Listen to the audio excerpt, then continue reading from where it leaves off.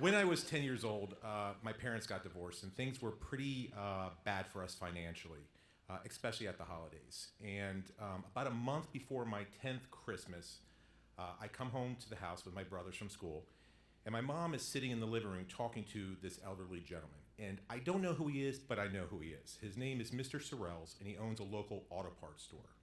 And everybody here in this audience, if you're ever from a small town, you know a Mr. Sorrells. This is the guy who was like the deacon at the church, the head of the Rotary Club, and everything else. And I didn't know much about him personally except a few things. One, he was elderly.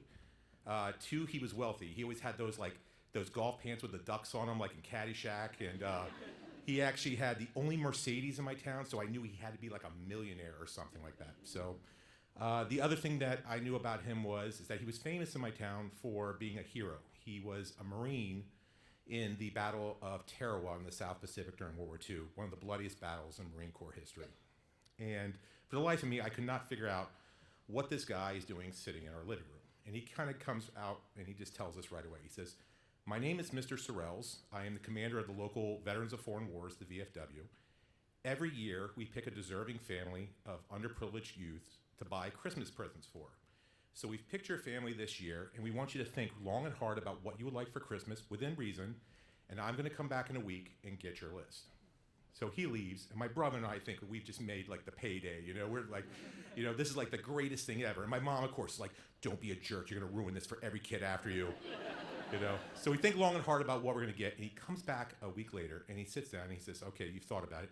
And he goes to my brother, and he says, "Marty, what would you like for Christmas?" And my brother looks at him very seriously and says, "I would like a case of Campbell's soup." Campbell's soup. And Mr. Sorrells, to his credit, without even batting an eyelash, looks at him and says, "What flavor?" And my brother's like, "Oh my God, I didn't think about that. Chicken noodle, no cream of potato, no chicken noodle.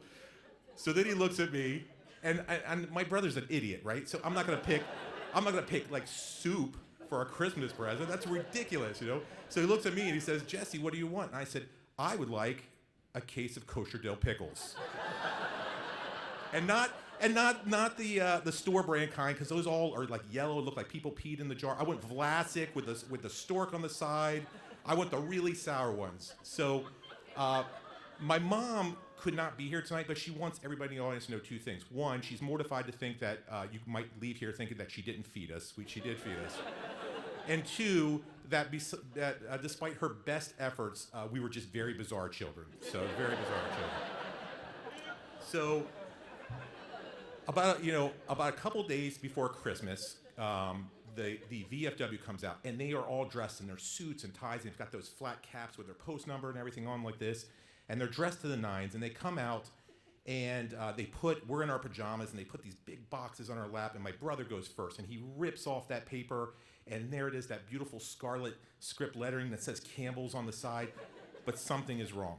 The top has been opened. And I know it. I knew this was too good to be true. It's a bait and switch. It's going to be like ShopRite clam chowder in there or something like that. So my brother picks up one can out of there. He's like, "Campbell's chicken noodle." He picks up the other can. "Campbell's cream of potato." Oh my God, they mixed and matched a case for me. Oh my God, this is like the greatest present ever. So then they come to me and they put the case on my lap, and I'm ripping it off, and all I can think about is that sour. If you're a pickle lover, you love that when that sourness hits the back of your jaw. It's like the greatest feeling ever. And I rip it off, and there it is, that stork with the conductor's cap, the weirdest logo in the world. It says Vlasic on the side of it. And I rip open the top, and I grab that jar, and I'm so happy. I'm beaming from ear to ear. And as I look at the jar, my happiness turns to sorrow, and I start to cry, hysterically cry. And Mr. Sorrells comes over to me and he says, "Jesse, this is what you wanted, right? You wanted dill pickles for Christmas, right?"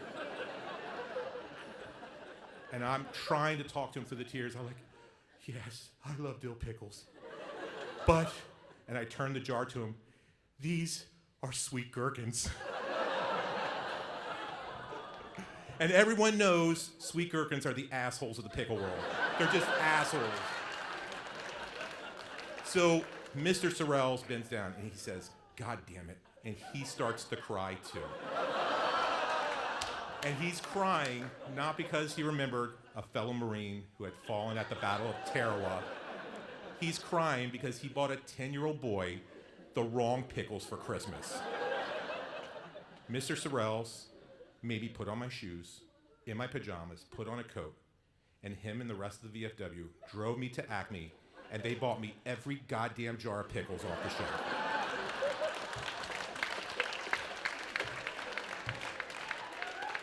7 years later, I walked into a recruiting center at the Blue Hen Mall in Dover, Delaware, and I became a United States Marine.